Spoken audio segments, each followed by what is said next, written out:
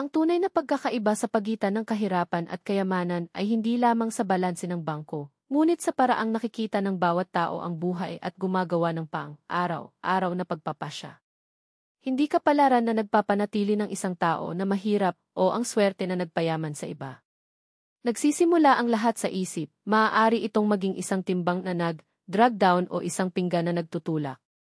Isipin ang dalawang tao na tumatanggap ng parehong sweldo.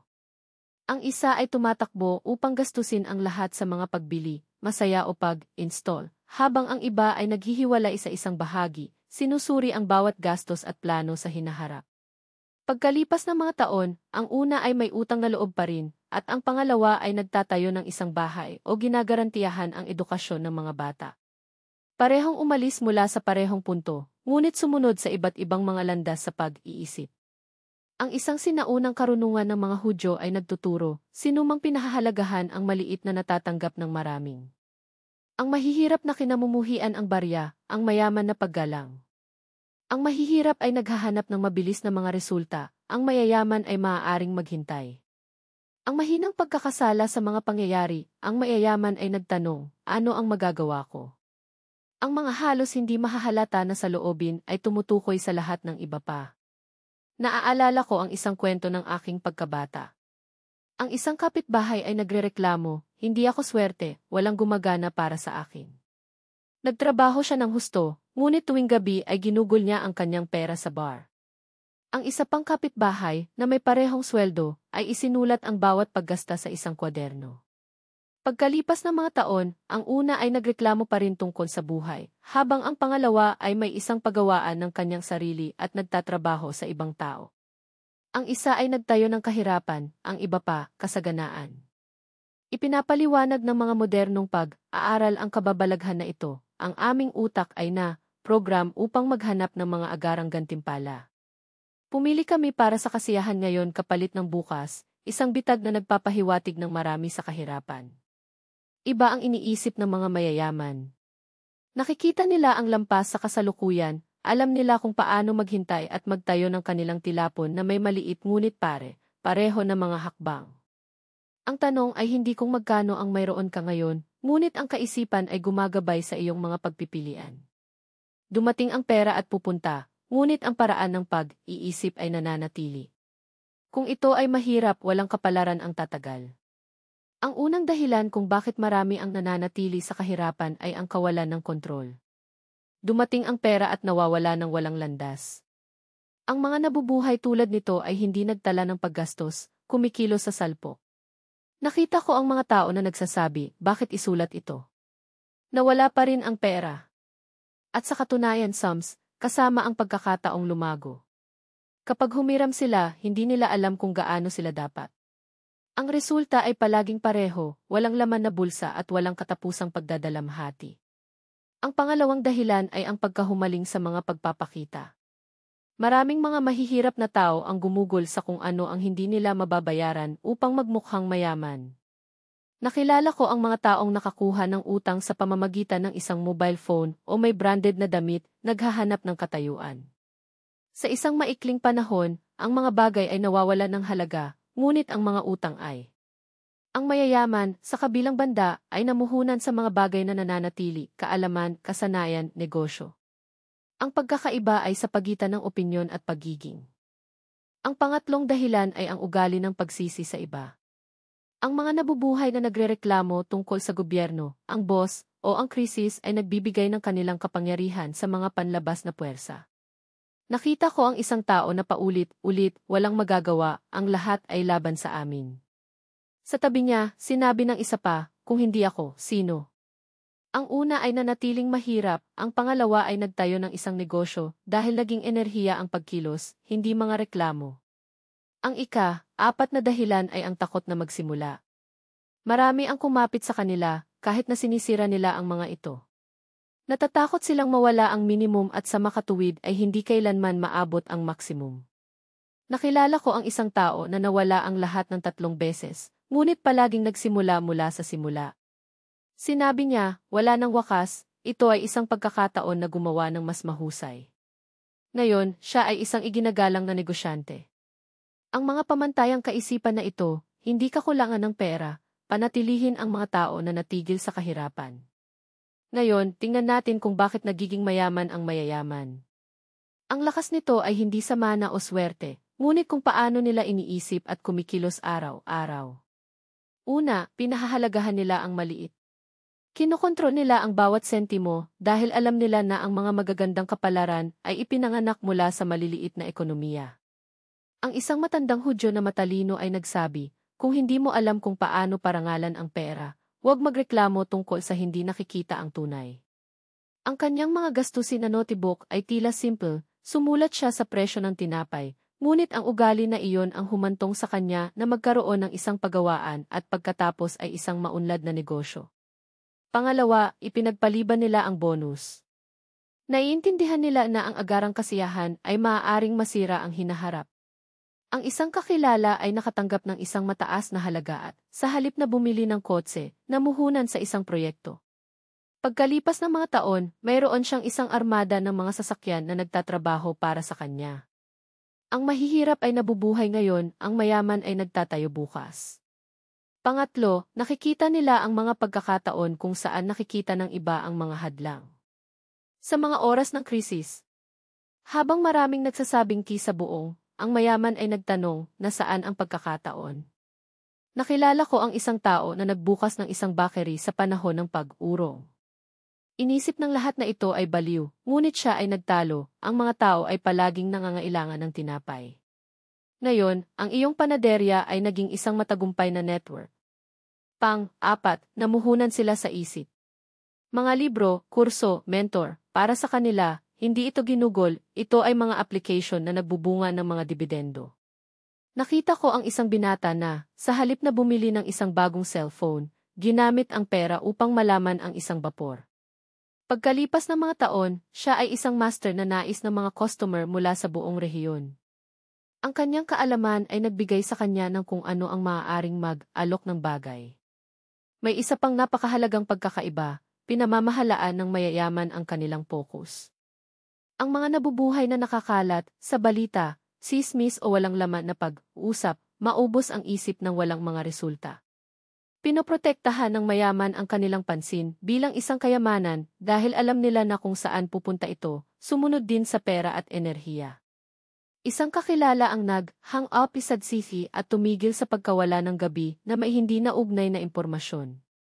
Sa isang taon, sinabi niya, hindi ako isang milyonaryo, ngunit nakakuha ako ng kalinawan at kasama nito ang kita tulad ng dati. Gayon din, ang mayayaman ay hindi natatakot na nagkakamali. Maraming mahihirap ang naparalisado ng takot, paano kung mali ito? Paano kung talo ako? Kaya't nawala ang lahat ng hindi kahit na sinusubukan. Ang mayaman ay nakakakita ng error bilang bahagi ng pag-aaral. Nakilala ko ang isang batang lalaki na nabangkarote ng 3 beses, ngunit bumangon sa bawat taglagas. Ngayon sinabi niya, ang bawat natitisod ay mahal, ngunit ang bawat isa ay naging mas matalino sa akin. Ang isa pang tampok ay ang alam kung paano titigil. Naiintindihan nila na kung wala ang mga pause, ang katawan at isip ay naubusan. Sa ilang mga tradisyon, tulad ng Shabbat, isang araw upang idiskonekta mula sa ingay at makipag-ugnay muli sa sarili. Hindi ito luho, kinakailangan. Isang negosyanteng kilala kong mahigpit na nakalaan sa isang araw ng pahinga sa isang linggo. Natawa ito sa kanya, nag-aksaya ka ng oras. Ngunit tiyak na siya ang nagtrabaho dahil pinangalagaan niya ang kanyang lakas at paniwala. Sa wakas, ang mayayaman ay nakakakita ng layunin sa kanilang ginagawa. Na nagtatrabaho lamang para sa sweldo ng mabilis. Na may mas malaking misyon kung paano bumuo ng isang pamana para sa mga bata, makahanap ng lakas kahit sa mga mahihirap na oras. Sinabi ng isang kaibigan ko, hindi ako nagtatakda ng isang tindahan, nagtatayo ako ng hinaharap para sa aking pamilya. Ang pananaw na ito ay nagpatuloy sa kanya sa paggalaw. Karaniwan, ang kahirapan at kayamanan ay, higit sa lahat, mga isyu sa kaisipan. Ang mga pagpipilian ngayon ay tukuyin bukas, at ang pinakamalaking pagpipilian ay kung paano mag-isip. Bumangon sila kapag hiniling ng katawan na sumuko. Ang mga gawin na ito, protektahan ang pansin, mga pagkakamali sa mukha tulad ng mga aralin, alam kung paano, pause at makita ang layunin, palakasin ang mayaman araw-araw. Sama na binabago nila ang mga ordinaryong tao sa mga nagpaparami ng kayamanan habang ang iba ay nawala ito. Kung titingnan natin ang kabuuan, malinaw, ang kahirapan at yaman ay hindi lamang mga numero sa account. Ang mga ito ay mga pattern ng pag-iisip. Ang mahihirap ay nananatiling mahirap dahil nabubuhay sila ng walang kontrol. Tumatakbo sila pagkatapos ng mga pagpapakita, nagreklamo, takot at kumapit sa nakaraan. Ang mayaman ay nagpayaman dahil pinahahalagahan nila ang maliit, alam nila kung paano maghintay, maghanap ng mga pagkakataon, patuloy na natututo at protektahan ang kanilang focus. Nakita ko ito ng malapit. Dalawang kapatid, parehong nilikha. Isang paulit-ulit, gusto ko ang lahat ngayon at ginugol ang bawat sentimo. Ang iba ay nagsabi, maghihintay ako at sasali. Pagkalipas ng mga taon, ang dating nalubog sa utang, ang pangalawa ay nagtayo ng isang bahay at tumulong sa iba. Ito ay walang swerte. Ito ay isang mindset. Ang mga modernong pag-aaral ay nagpapaliwanag, ang aming utak ay naghahanap ng madali at mabilis. Ngunit masira ng mayaman ang likas na ito. Nililinang nila ang pasensya, disiplina at responsibilidad, at ginagawang may kakayahang dumami habang ang iba ay nag-aaksaya. Ano ang gagawin ngayon? Isa, simulan ang pagsulat. Kahit na ang pinakamaliit na gastos. Itala. 2, tanungin ang iyong sarili, ano ang maaari kong panatilihin? Panatilihin kahit na maliit ito. 3, tanggalin ang isang mapagkukunan ng ingay. Gamitin ang oras na ito para sa isang bagay na mas malapit sa iyo sa layunin. 4, maghanap ng isang layunin. Gumawa ng isang hakbang, gayon pa man maliit sa kanya. Tandaan, ang kahirapan ay isang ugali. Kayamanan din ang pagkakaiba ay kung saan pinapakain mo araw-araw. Hindi ka mahina, nakalimutan mo lang ang lakas ng disiplina at kahulugan. Bawiin mo ito. May isa pang pangunahing katotohanan, ang mahihirap ay nabubuhay ng mga patakaran ng iba. Hinahayaan nila ang mga bangko na magdikta kung paano gumastos, nagpapasya ang advertising kung ano ang bibilhin, takot sa paggawa ng mga pagpapasya. Ang mayayaman ay sumulat ng kanilang sariling mga patakaran. Tanong nila, ano ang mahalaga sa akin? At pupunta sila sa ganoong paraan kahit na hindi sikat. Nakilala ko ang isang artisan na nagtrabaho para sa isang boss na naantala ang sweldo. Sinabi ng lahat, harness, walang ibang pagpipilian. Hanggang sa siya ay nagpasya, mas gusto kong magsimula mula sa simula upang maging isang alipin. Binuksan ang isang maliit na pagawaan na buhay ng simple. Kutya, ngunit sa kalayaan. Pagkaraan ng mga dekada, sinusuportahan ng kanyang negosyo ang dosenang mga pamilya. Hindi siya naging mayaman sa magdamag, nagpayaman siya dahil tumanggi siyang sundin ang mga patakaran ng iba. Tinatawag ng mga modernong pilosopo ang anti-fragility na ito, ang kakayahang gumamit ng mga krisis bilang isang trampolin. Ang mahihirap ay nakakakita ng isang pagbagsak at makita ang wakas, ang mayaman, isang pagkakataon. Ang mahihirap ay tumama sa dingding, ang mayayaman ay naghahanap ng pintuan. Isa pang pagkakaiba, gusto ng mahihirap ang lahat. Ang mayaman na build para sa katagalan. Nakita ko ang isang binata na namuhunan ng lahat sa isang mabilis na pamamaraan, sa isang taon, naiwan ito ng wala. Isa pang bumili ng lupa at sinabing, ito ay para sa aking mga anak. Natawa sila sa kanya, hindi ka na makakakita ng pagbabalik. Makalipas ang 20 taon, ang lupang iyon ay nagkakahalaga ng higit sa ginto.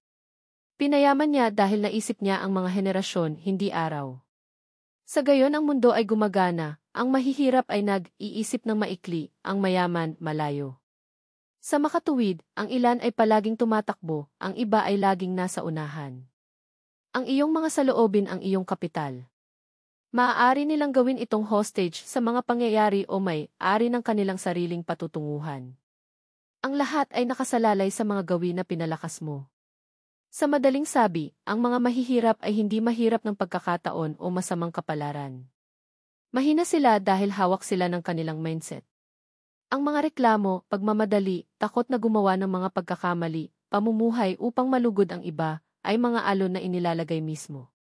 Ang mayaman na pagyamanin dahil naiiba ang iniisip nila, pinahahalagahan nila ang maliit, Nakikita nila na lampas ngayon, alam nila kung paano maghintay, mamuhunan sa kaalaman, protektahan ang pokus at bakas ang kanilang sariling landas.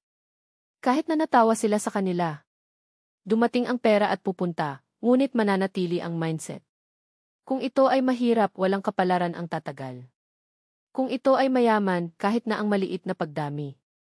Ano ang gagawin ngayon? Isa, tumigil sa pagreklamo. Ang bawat reklamo ay naghahatid ng kapangyarihan nito sa iba. Dalawa, isulat ang lahat ng mga gasto sa araw. Nang walang pagbubukod. Tatlo, panatilihin ang anumang halaga. Gayunpaman maliit, ito ay 1 kilos ng soberanya. 4, tanggalin ang isang kaguluhan. Mabawi ang oras para sa kung ano ang mahalaga. 5, tanungin ang iyong sarili, bakit ko ito ginagawa? Ang tanong na ito ay magbubukas ng higit pang mga pintuan kaysa sa 10 payo. Tulad ng sinabi ng millennial wisdom, ang kayamanan ay wala sa mga kabaong, nasa isip ito. Ang katalinuhan, disiplina, at layunin, ito ay naging kakulangan sa kasaganaan. Hindi ka mahina. Nakalimutan lang niya ang lakas na dala niya. Bawiin mo ito. Nagsisimula ang pagbabago kapag nagpasya kang tumigil sa pagkawala at magsimulang dumami.